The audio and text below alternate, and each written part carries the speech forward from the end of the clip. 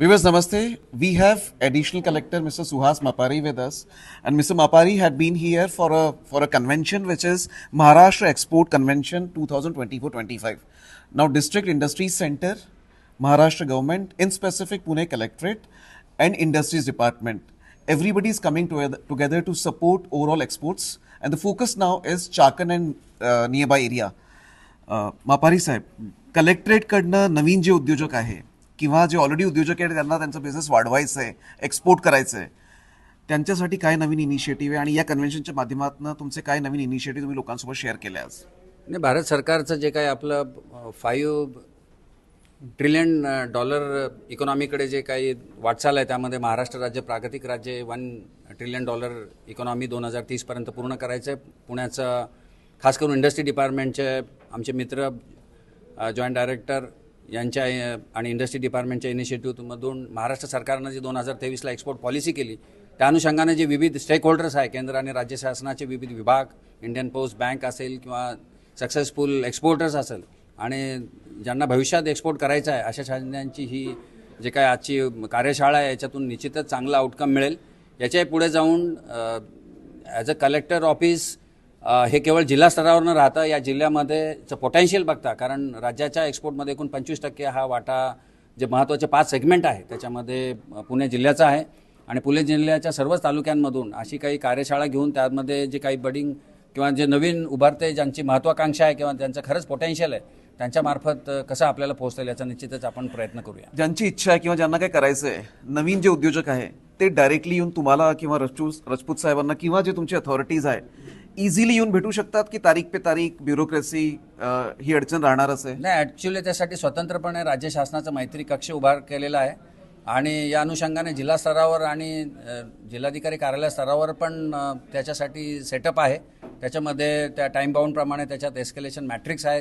जर काही कारणानिमित्त जर रिझॉल्व्ह झालं नाही तर त्याच्या वरिष्ठांकडे ते जातं. पण बियॉन्ड दॅट आजच्या याच्यातून असं लक्षात आलं आहे की आपण त्यांनी आपल्याकडे येण्यापेक्षा आपण तालुक्याला जाऊन त्यांच्या काही भावना किंवा त्यातलं पोटेन्शियल आहे ते सर्व विभागांना एकत्रित घेऊन कसं करता येईल हा एक आपला प्रयत्न राहतो. सर, तुम्ही मध्ये शिक्षणासाठी बाहेर पण होता रिसेंट पास्ट. मग तिथे ऑस्ट्रेलिया किंवा त्या साईडला एखादी असं मॉडेल जे तुम्ही इथं इम्प्लिमेंट करणार आहे किंवा एखादी असं प्रोसेस जे तुम्हाला वाटतं की महाराष्ट्रात किंवा पुण्यात ते इम्प्लिमेंट करायला पाहिजे आणि तुम्ही त्याच्यावर काम करताय? ॲक्च्युली मी तेच सांगतोय की ॲडलेट जवळ एक गाव होतं, तिथं वायनरी होती. त्यामुळे अशा प्रकारच्या वायनरीमध्ये त्यांना जो स्वतः शेतकरी आहे त्याच्याही तिथनं एक्सपोर्ट होत होतं वाईन्स वगैरे. मला असं वाटतं आणि त्यात मल्टिपलमध्ये तिथं टुरिझम पण हा कन्सेप्ट होता. सो मला असं वाटतं विन विन सिच्युएशन सगळ्यांसाठीचा आहे. हा प्रयोगच जो मी म्हटलो की तालुक्यातच आपल्याला जाऊन करता येईल का, हा निश्चितच प्रयोग आहे. मी तिथेच बघितला होता आणि हा करता येईल का निश्चितच आपण प्रयत्न करू. ग्रेट. आपल्यासोबत राजपूत साहेब पण आहे from industries department, joint director industries. साहेब, ईज ऑफ डुईंग बिझनेस हा एक खूप मोठा, म्हणजे बोलायला सोपं जातं बट टेक्निकली हा खूप मोठा इश्यू आहे. याला तुम्ही कसं सॉल्व्ह करणार नवीन उद्योजक जे आहे त्यांच्यासाठी? ईज ऑफ डुईंग बिझनेस आहे की मागच्या 10 वर्षापासून आपण बघतोय की सगळे जे काही लाईन डिपार्टमेंट्स आहेत, पोल्युशन कंट्रोल बोर्ड असेल, लेबर डिपार्टमेंट असेल, इंडस्ट्रियल सेफ्टी हेल्थ डिपार्टमेंट असेल किंवा इलेक्ट्रिसिटी डिपार्टमेंट असेल, इव्हन आमचे महसूल खातं जरी असेल तर त्याच्यामध्ये सिम्प्लिफिकेशन आलेलं आहे. सिम्प्लिफिकेशन म्हणजे प्रोसिजरल आस्पेक्टमध्ये सिम्प्लिफिकेशन. त्यामुळे ईज ऑफ डुईंग बिझनेसमध्ये आपण जर बघितलं तर सगळ्या डिपार्टमेंटच्या ऑनलाईन सर्व्हिसेस ऑलमोस्ट सुरू झालेल्या आहेत. मोरलेस काही त्रुटी असू शकतील पण बरंचसं एक त्याच्यामध्ये तब्दिली किंवा चेंजेस आलेले आहेत आणि त्याचा निश्चित फायदा आपल्या उद्योजकाला होतो आहे. महसूल विभागाचंच म्हटलं तर पूर्वी याने परमिशन लागायची इंडस्ट्रियल यूजला. आता अंडर सेक्शन 44 जर सनद जरी ऑब्टेन केली तरी तो उद्योग नॉन MIDCमध्ये सुरू करू शकतो. ॲग्रो फूड प्रोसेसिंगला इवन सनदची आवश्यकता नाही आहे.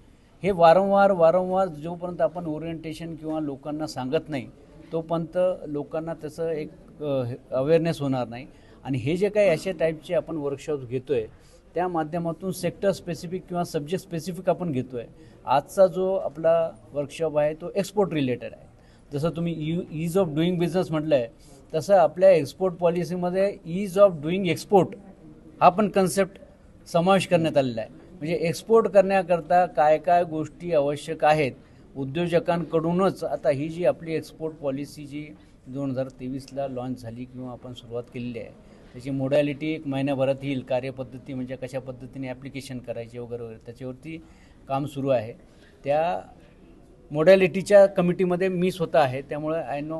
Any numbers you are targeting, म्हणजे ही जे कन्व्हेन्शन आहे किंवा इथे जे लोक येत आहे, लोकांना हे जे ईज होणार आहे बिझनेसचा, यामुळे या एरियातला किंवा आपल्या पुणे भागातला एक्सपोर्ट किती टक्क्यांनी वाढणार आहे किंवा इन टर्म्स ऑफ नंबर्स किती वाढणार आहे? आता 22% आपला ऑलरेडी महाराष्ट्राच्या कम्पॅरिझन म्हणजे महाराष्ट्राच्या याच्यामध्ये आहे.